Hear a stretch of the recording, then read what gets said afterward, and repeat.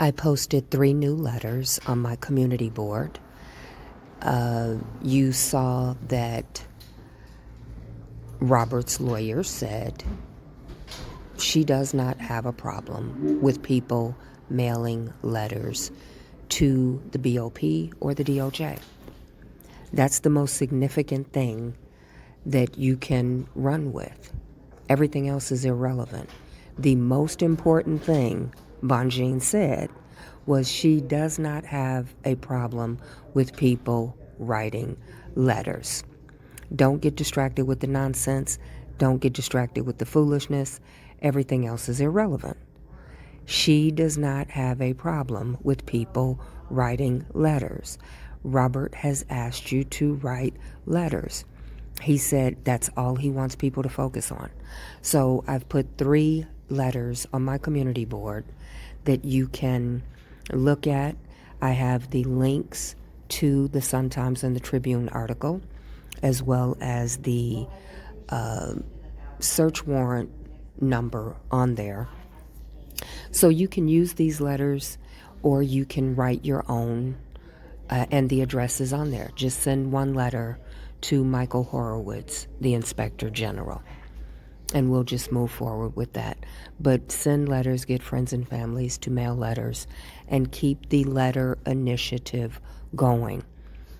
That's what Robert stated he wants.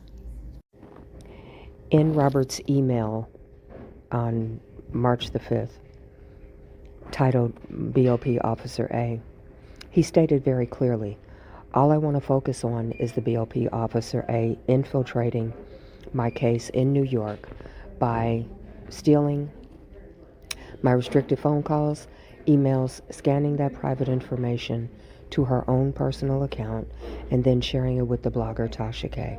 I am only focused on an investigation into these crimes that were committed against me. That's all I would want anyone focused on, because what is the most important, critical to me, is the law broke the law and got away with it. So if you guys are going to advocate for anything concerning me, the federal BOP Officer A is it. Tasha K is it. If you're advocating for something other than that, if you're not focused on just that, then you are advocating for yourself.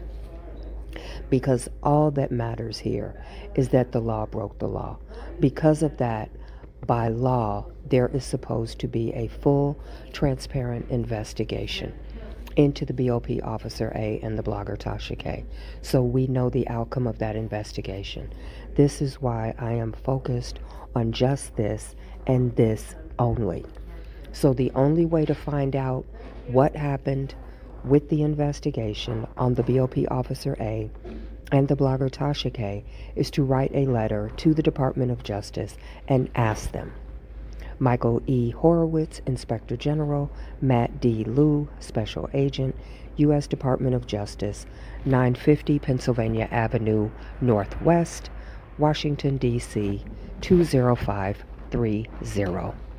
That is directly from the mouth of Robert Kelly. The FBI hired an informant to infiltrate the 2020 Black Lives Matter protests, instigate violence, and entrap activists in crimes, according to an investigative journalist. Informant Michael Vindecker was reportedly paid at least $20,000 to spy on protesters in Denver and turn peaceful protests into violent ones. He gained the trust of protesters and eventually became a leader in the movement, and accused the real leaders of working with the authorities while also setting up others to be arrested. Trevor Aronson is the host of the podcast Alphabet Boys, which covers how the FBI infiltrated racial justice protests in the summer of 2020. Aronson says the FBI used counterterrorism tactics against protesters. The FBI used informants or undercover agents to put together terrorism plots that then they could attract people to be a part of, then foil them and announce to the public a terrorism plot.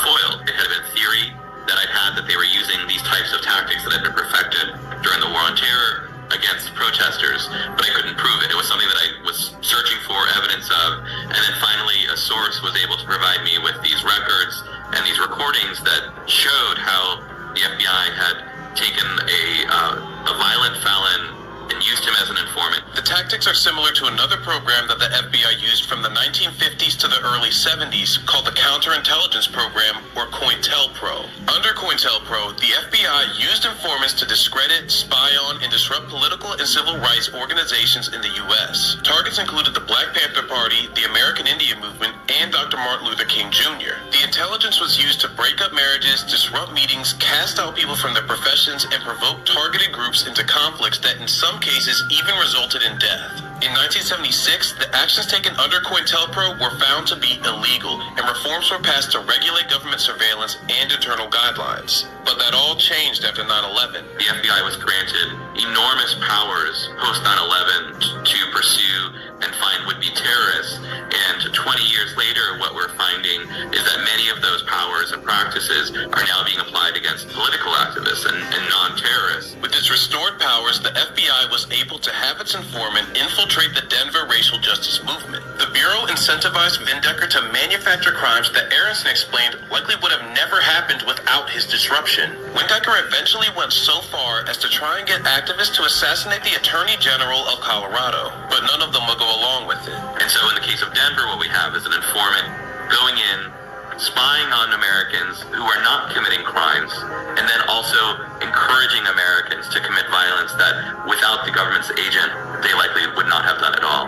Would there have been as much violence were it not for the government agent pushing for that violence and encouraging that violence?